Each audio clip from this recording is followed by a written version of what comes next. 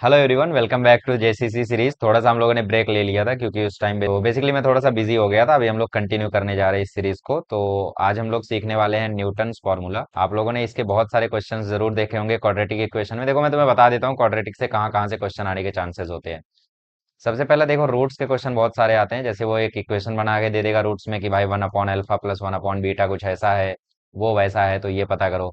समझ रहे हो? तो इसका इस टाइप को हम लोग दो पार्ट्स में कवर करेंगे। दूसरा पार्ट इसमें न्यूटन्स फार्मूला वाला है जो आज हम लोग कवर अप करने वाले हैं। इससे क्वेश्चन आते नहीं है जल्दी। ठीक है, मतलब बेसिकली हर साल में दो शिफ्ट में आ जाते हैं।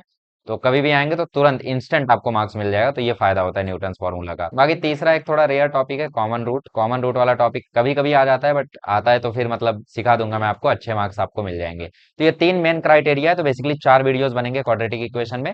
एंड आई होप आप माइंड नहीं करोगे, मैं पीसी पर रिकॉर्ड कर रहा हूँ बिकॉज सोर्सेज उतने अवेलेबल नहीं है। ठीक है, sorry for that. So let's discuss कि भाई न्यूटन्स फार्मूला बोलता क्या है। देखो, न्यूटन्स फार्मूला ना एक पर्टिकुलर केस है जिसको आपको रट के जाना है।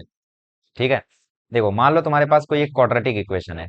Let's say you have quadratic equation a x square plus b x plus c equal to zero.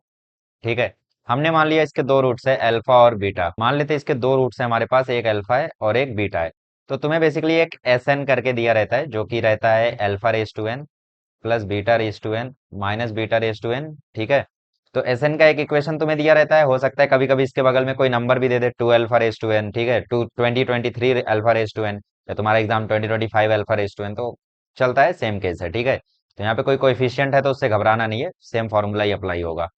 Anyways, तो डिस्कस करते हैं फॉर्मूला क्या है। फॉर्मूला क्या कहता है ना कि ये जो एस एन है, ठीक है, ये ऐसा हो सकता है S18 हो सकता है, S19 हो सकता है, S20 हो सकता है। S18 मतलब alpha raise to 18 plus beta raise to 18। S19 मतलब बेसिकली एन की जगह ये डाल दो। ठीक है, प्लस माइनस, माइनस भी हो सकता है प्लस भी हो सकता है, दोनों केसेस पॉसिबल है। एनीवेज, S19 हुआ तो alpha raise to 19 plus minus beta raise to 19 हो सकता है। ठीक है, तो बेसिकली होता क्या है इसमें कि ये जो कोइफिशिएंट्स होते हैं ना, इनके साथ इनका कंसेक्यूटिव नंबर्स का जब तुम सम करोगे तो वो जीरो आता है। मतलब a into s n plus b into s n minus one plus c into s n minus two, ये जो सम है ना, ये जीरो आता है। ये तुम्हारा फॉर्मूला है। अब इसका मैं तुम्हें प्रूफ बता देता हूँ, लेकिन एट द एंड तुम्हें रटना यही है। ठीक है, प्रूफ भी मैं सिर्फ इसलिए बता रहा हूँ ताकि थोड़ा सा और फील आए कि मैंने कह क्या दिया, है कि नहीं। आओ देखते हैं। तो बेसिकली देखो, इसके दो रूट्स हैं। क्वाड्रेटिक इक्वेशन क्या है, a x square plus b x plus c equal to zero. इसके दो रूट्स है, एक रूट है अल्फा, एक रूट है बीटा। अल्फा बीटा अगर इसके रूट्स है तो ये दोनों इससे सेटिस्फाई करेंगे। तो एक्स की जगह अल्फा अगर मैं डाल दूं तो कोई दिक्कत होगी नहीं। तो a alpha square plus b alpha plus c बराबर जीरो। बीटा डाल दूं तो भी कोई दिक्कत नहीं है, तो a beta square plus b beta plus c बराबर जीरो। ठीक है, दो इक्वेशन यहाँ पे बन गए। अब मैं क्या करता हूँ, अब मैं यहाँ पे देखो एस एन से मल्टीप्लाई कर देता हूँ। ठीक है, अल्फा स्क्वायर में मैं क्या करता हूँ, अल्फा रेस टू एन से मल्टीप्लाई कर देता हूँ। ठीक है, तो इस इक्वेशन में मैंने अल्फा रेस टू एन से मल्टीप्लाई किया और दूसरे वाली इक्वेशन में मैंने बीटा रेस टू एन से मल्टीप्लाई किया। तो देखते हैं, a alpha square plus b alpha plus c और मल्टीप्लाई हुआ अल्फा रेस टू एन बराबर जीरो से। मल्टीप्लाई करोगे तो अल्फा स्क्वायर जो है वो अल्फा एन से मल्टीप्लाई होकर alpha raise to n plus two हो जाएगा। तो ये हो जाएगा alpha raise to two plus n. ये हो जाएगा b alpha raise to n plus one. ये हो जाएगा c alpha raise to n बराबर जीरो। क्लियर। अब बीटा रेस टू एन से मल्टीप्लाई करोगे तो वो हो जाएगा a beta raise to n plus two. Basically two plus n लिखो, एन प्लस टू लिखो, बात तो वही है। करेक्ट। फिर ये हो जाएगा b beta raise to n plus one और ये हो जाएगा c beta raise to n बराबर जीरो। क्लियर है इतना।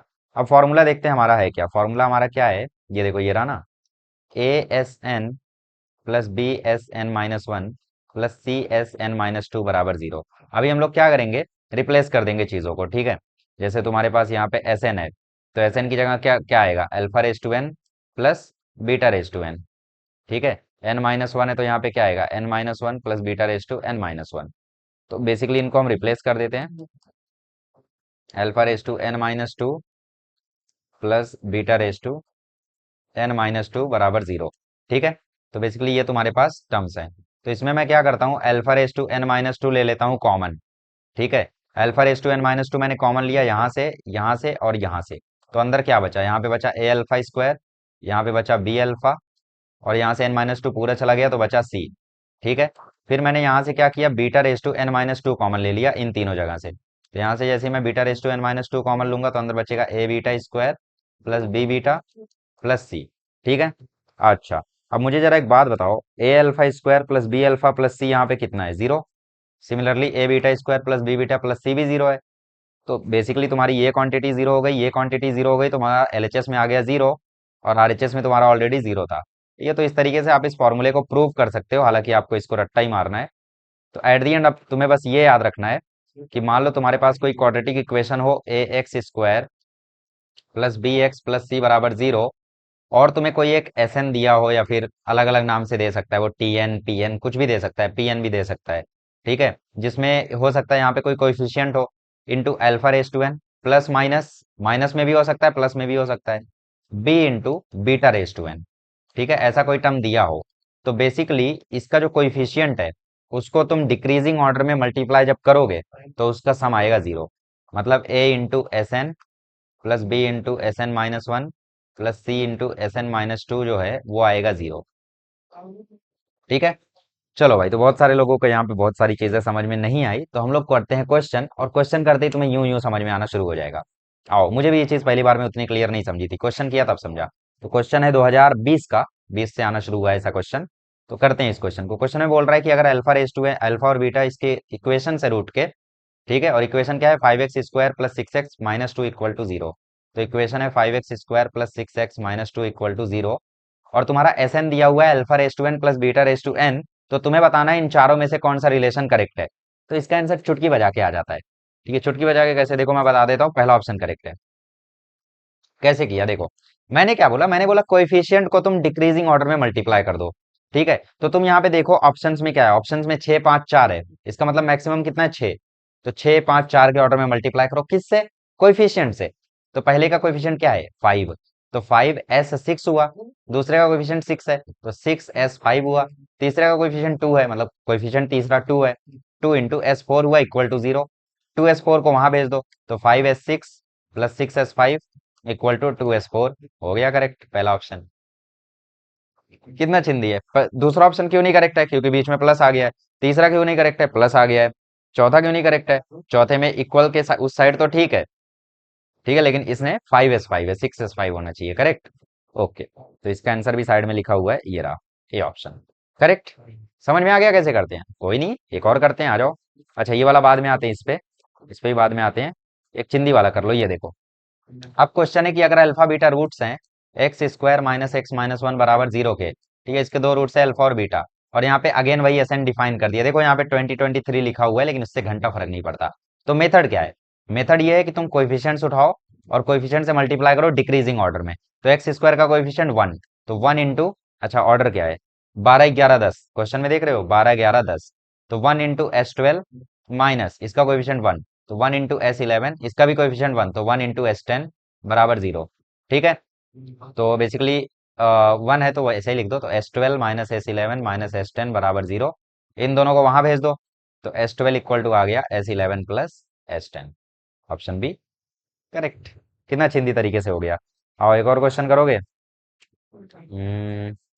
करने, चलो ठीक है, ये वाला कर लो अब।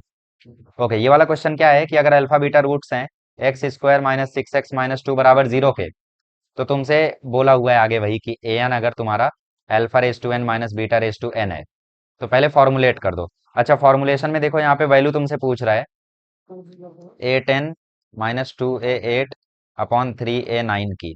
ठीक है, ऐसा सेम क्वेश्चन जे एडवांस में भी आया था, 2022 में भी आया था और 23 में भी आया था, जहां तक मुझे याद है, नहीं 22 और 21 में आया था शायद। एनीवेज, एडवांस में क्वेश्चन आए थे, उसके बाद यहाँ पे आना शुरू हुए, समझ रहे हो। तो बेसिकली फॉर्मुलेट करने तुम्हें किसे बोला है, फॉर्मुलेट करने बोला है A10 minus two A8 upon 3A9। ठीक है, तो बेसिकली इसकी वैल्यू तुमसे क्वेश्चन में पूछ रहा है, तो 10 8 9 तुम्हें दिख रहा है, इसका मतलब डिक्रीजिंग ऑर्डर 10 9 8 में तुम्हें जाना है। तो इसका कोएफिशिएंट क्या है, 1, तो 1 इंटू A10 माइनस इसका कोएफिशिएंट क्या है 6, तो 6 इंटू A9 माइनस इसका कोएफिशिएंट क्या है 2, तो 2 इंटू A8 इक्वल टू 0। अब क्वेश्चन में देखो A10 का कोएफिशिएंट तो 10 है, 1 है, A8 का कोएफिशिएंट तो 2 है, लेकिन A9 का कोएफिशिएंट देखो क्वेश्चन में 3 है। ठीक है, तो तुम क्या करो, तुम इसको वहां भेज दो, तो यहाँ पे तुम्हारे पास बचेगा A10 minus two A8 equal to 6A9।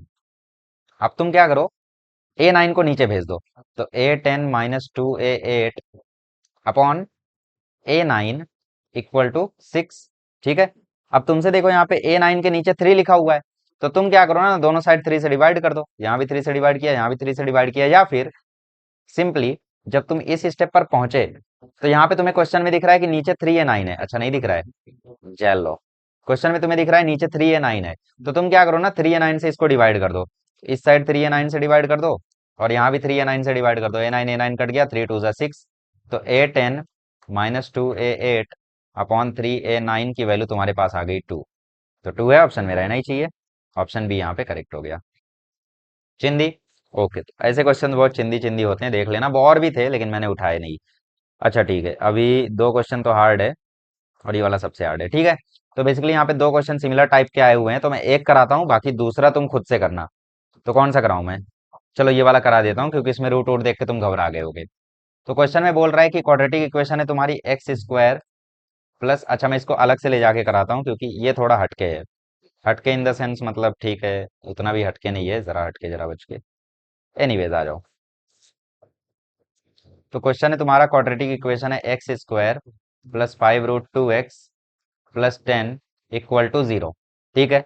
और तुम्हारा Pn अब की बार दिया है alpha raise to n minus beta raise to n. और तुम्हें क्वेश्चन में देखो कितना लंबा दिया हुआ है, देख रहे हो?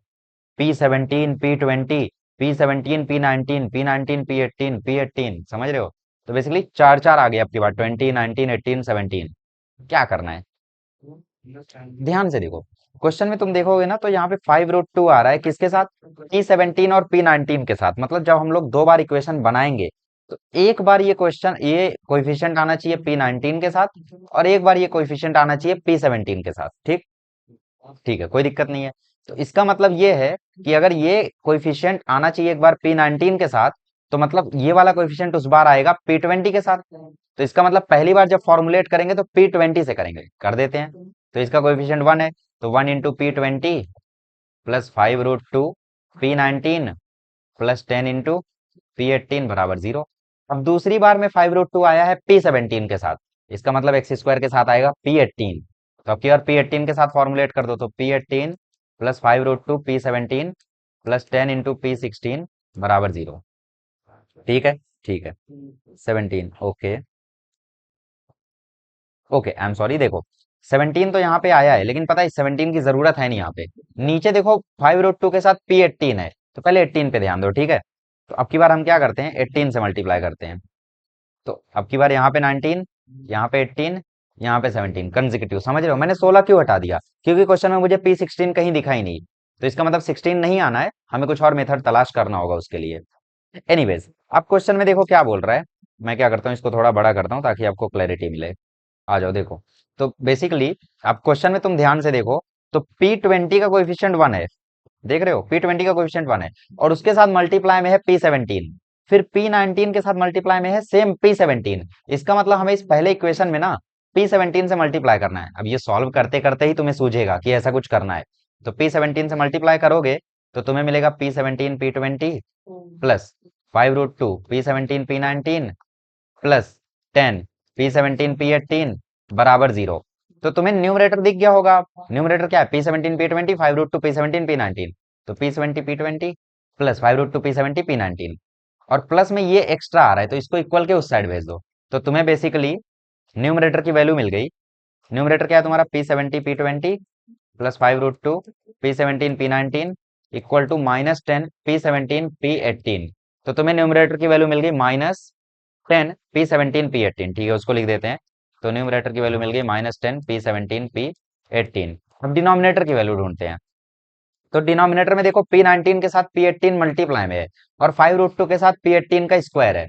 अच्छा, यहाँ पे देखो P18 ऑलरेडी है, स्क्वायर कब बनेगा? जब मैं दोबारा मल्टीप्लाई कर दूं। तो मल्टीप्लाई कर दो इसमें P18 से, तो ये हो जाएगा P18 P19 प्लस 5√2 P18 का स्क्वायर। और इसको जरा उस साइड भेज दो, उस साइड भेज दोगे तो ये हो जाएगा -10 P17 P18। मल्टीप्लाई करके उस साइड भेज दिया।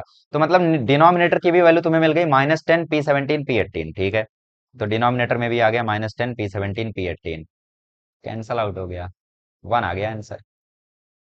सिंपल, समझा? ध्यान से करोगे ऑब्वियसली तुम्हें थोड़े टाइम में समझ में आ जाएगा। ठीक है, कंसेप्ट एक बार क्लियर हो जाए तुम्हें समझ जाओगे फिर। एनीवेज, तो इसी टाइप का सेम क्वेश्चन तुम्हारे पास यहाँ पर भी है। तो यहाँ पर, ठीक है, ये तो और इजी है। तो मैं चाहता हूँ ये तुम ट्राई करो। अब तुम ध्यान से देखो इस क्वेश्चन को कैसे करोगे। देखो सबसे पहले यहाँ पे देखो टर्म्स कौन कौन से है, 16 है, 15 है, 14 है, 13 है। ठीक है, 16 15 14 13 तक गया, मतलब हाईएस्ट 16 है। तो पहली बार में तुम P16 से शुरू करना, दूसरी बार में P15 से शुरू करना, सिंपल। उसके बाद तुम्हें न्यूमरेटर की वैल्यू मिल जाएगी, फिर डिनोमिनेटर की वैल्यू मिल जाएगी, ऑब्वियस सी बात है मिलेगी, कुछ ना कुछ मल्टीप्लाई करना पड़ेगा, इधर उधर करना पड़ेगा, but you will get the value. Anyways last question कर लेते हैं, ठीक है। ये वाला क्वेश्चन है तुम्हारा, इसमें देखो तुम्हें कितनी बड़ी बड़ी क्वांटिटीज दिख रही हैं। ओके, तो तुम्हारा इक्वेशन है x square minus root two x minus root three बराबर जीरो। और तुम्हारा टर्म यहाँ पे जो है उसको मैं ओपन कर देता हूँ एक बार। तो P10 के साथ ओपन होगा तो आएगा 11 root 3 P10 minus 10 root 2 P10 plus 11 root 2 P11 plus 10 P11 minus 11 P12 equal to, क्या पूछा है वो तुमसे, इक्वल में कुछ पूछा है, ठीक है। तो इक्वल में तुमसे कुछ तो पूछा है, ठीक है भाई। अच्छा, अब क्वेश्चन में तुम देख रहे हो रूट 3 के साथ 11 P10 है, इसका मतलब ये वाला जो रूट 3 है ना, इसके साथ P10 आएगा। तो इसके साथ अगर P10 आएगा तो यहाँ पे P12 से हमें मल्टीप्लाई करना पड़ेगा, मतलब ऑर्डर को P12 से शुरू करना पड़ेगा। अच्छा, और एक चीज हिंट दे रही है कि यहाँ पे P11 के साथ रूट 2 है, तो इसका मतलब रूट 2 P11 के साथ आएगा। तुम बोलोगे नहीं नहीं, यहाँ पे तो P10 के साथ रूट 2 है, तो इसका मतलब उस केस में हमें 11 के साथ शुरू करना पड़ेगा, ठीक है। अच्छा ठीक है, तो बेसिकली पहले P12 से शुरू कर देते हैं। ओके, तो P12 minus root 2 P11 minus root 3 P10 बराबर जीरो, ठीक है। अब पूरे इक्वेशन में तुम 11 से मल्टीप्लाई कर दो, क्यों? क्योंकि रूट 3 के साथ यहाँ पे 11 है और P12 के भी साथ यहाँ पे 11 है। तो 11 P12 minus 11 root 2 P11 minus root 3 P10, 11 root 3 P10, ठीक है, माइनस 11 रूट 3 P10 बराबर जीरो। इतना हो गया, ठीक है, कोई दिक्कत नहीं है। अब अब देखो इसमें से मैच क्या क्या कर रहा है। तो 11 रूट 3 P10 ये रहा, साइन मत देखो, साइन तो इधर उधर कर देंगे, कोई दिक्कत नहीं है। 11 P12 ये रहा, 11 रूट 2 P11 ये रहा, तो छोटा क्या क्या, P11 के साथ अब की बार 10 है, ठीक है, और रूट 2 के साथ P10 है, तो अब मतलब अब की बार हमें मल्टीप्लाई करना है P11 से, मतलब शुरू करना है P11 से। तो नेक्स्ट टाइम इक्वेशन बनाएंगे तो अब की बार बनेगा P11 minus root 2 P10 minus root 3 P9 equal to zero, ठीक है। और ऑप्शन में P9 है क्या? ऑप्शन में P9 है, इसका मतलब हम सही जा रहे हैं। एनीवेज, अच्छा, अब मैं क्या करता हूँ, यहाँ पे साइन पलट देता हूँ, ठीक है। इस इक्वेशन पे वापस आओ, यहाँ पे मैं साइन पलट देता हूँ, साइन पलटते ही हो जाएगा minus 11 P12 plus 11 root 2 P11 plus 11 root 3 P10, ठीक है। तो plus 11 root 3 P10 minus 11 P12 और प्लस 11 रूट 2 P11, तो ये सब मिलके जीरो हो गए, ठीक है। तो तुम्हारे पास बचा 10 P11 माइनस 10 रूट 2 P10, और इसकी वैल्यू तुमसे वो पूछ रहा है, तो यहाँ से वो निकल नहीं जाएगा। P11 के साथ 10 है, 10 से मल्टीप्लाई कर दो, 10 से तुम इसमें जैसे ही मल्टीप्लाई करोगे तुरंत तुम्हारे पास बन जाएगा 10 P11 minus 10 root 2 P10 minus 10 root 3 P9 equal to zero. तो 10 P11 माइनस 10 रूट 2 P10, इसको यहीं रहने दो, और तुम इस वाली क्वांटिटी को जैसे वहीं भेजोगे तो तुम्हारे पास यहाँ पे आ जाएगा 10 रूट 3 P9, तो इसका आंसर हो जाएगा 10 रूट 3 P9। अब वो सेम कंसेप्ट पे अलग अलग क्वेश्चंस को ट्विस्ट कर सकता है, मतलब जैसे पहले डायरेक्ट क्वेश्चंस आए थे, ये जैसे 2020 का डायरेक्ट क्वेश्चन है, ठीक है। फिर अगेन ये वाला 2024 का डायरेक्ट क्वेश्चन है, बट फिर वो ट्विस्ट करना शुरू कर दिया, देखो ये वाला ट्विस्टेड है, ये वाला ट्विस्टेड है, समझ रहे हो? तो वो ट्विस्ट करेगा लेकिन उतना भी भारी नहीं बन जाएगा, so you have to practice that, ठीक है। So I want you all of you to solve this question. Easy है, सिंपल है, ठीक है, इसके बाद तुम्हारा कंसेप्ट बनना शुरू हो जाएगा। सो एनीवेज, आई होप आप लोगों को आज का वीडियो पसंद आया होगा, बाकी हम लोग नेक्स्ट वीडियो में मिलेंगे तो रूट्स के क्वेश्चंस के ऊपर चर्चा करेंगे। Okay, thank you so much.